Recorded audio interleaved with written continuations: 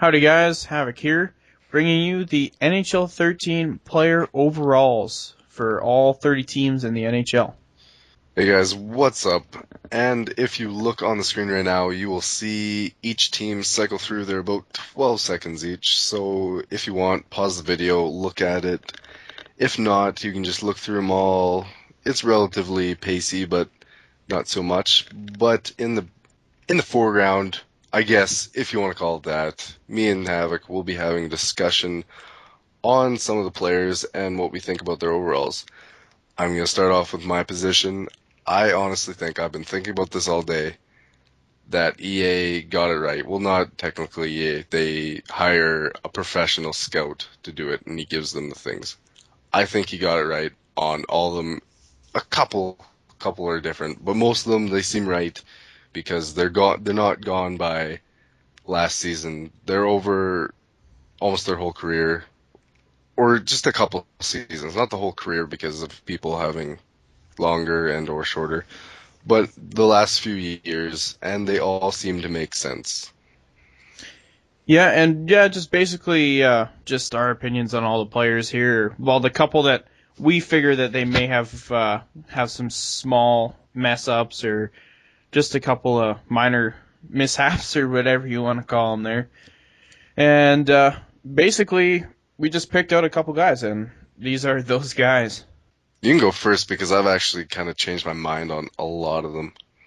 Okay, that's cool. Well, basically, I'm just going to go ahead with number one there. I came across Phaneuf, and I figured he's a little bit high, just due to his tailed off offensive stats. And I think because basically it's all balanced this year. It's not due, or their overalls aren't player type based. They're position based, and his offense would have to be fairly high for him to be an 88. And I think it's tailed off a little bit too much for him to be that high. I'm kind of nitpicking there, but To be honest, I don't think he's tailed off too much. Like he's actually honestly picked it up from where he was at before. well, I'm just talking when he first came in the league there, basically, and he was lighting it up, and everybody thought he was going to be huge defenseman, and I mean he is. I'm not taking anything away from him. Just I think he's a little bit overrated on the offense, but that's just my opinion. Uh, Yeah, I kind of do agree. Like to a degree, I think he might be just a little. Because I'm also thinking about him and Bufflin, which I would rate Bufflin a bit higher, so I'd switch them too. yeah, no, I completely agree on that. And next up here we got Chara.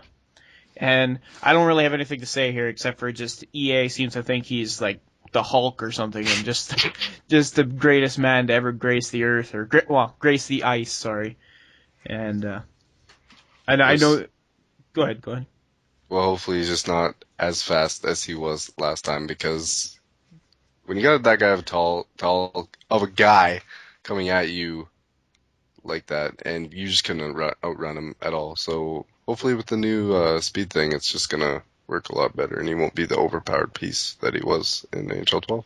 Yeah, he was extremely overpowered in that. That's for sure. Next up we got Letang, and I personally think he's a little bit high. Again, just he's not. This is not my favorite defenseman. I guess I don't know. He's not. I don't think he deserves to be quite as high as he is. But The way I kind of justify him is I kind of look at him and I look at Phaneuf. Not Phaneuf, Weber, because they're the same overalls. They're both 90s, but I look at yeah, they might be a bit kind of similar in offensive. Defensive, it's no comparison. It's Weber all the way. But then you get to your other attributes, your speed and your acceleration. I think that's where Letang gets boosted up a lot, just because he is one of those guys with wheels on the back end, a lot like Duncan Keith. Those yeah, guys are similar. That's why I think they're rated up as high. Just because Weber is not the like he's kind of mobile, but he's not as mobile as those guys. no, yeah, He's your more stay-at-home guy. that's just you bring up a good point there, and that's pretty pretty well stated there. And Next, I got a couple of Pittsburgh goalies, and I kind of have it out for Fleury, but Yeah. still doesn't mean I don't.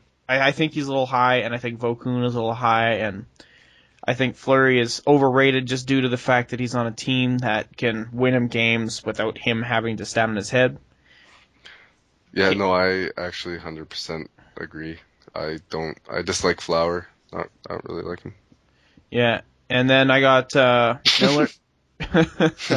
I got Miller there next, and considering the season he had last year, I think he was a little high considering he's the top goalie. I figured Lundqvist well, not Quick, but Lundqvist for sure should have been top, and then probably Quick second.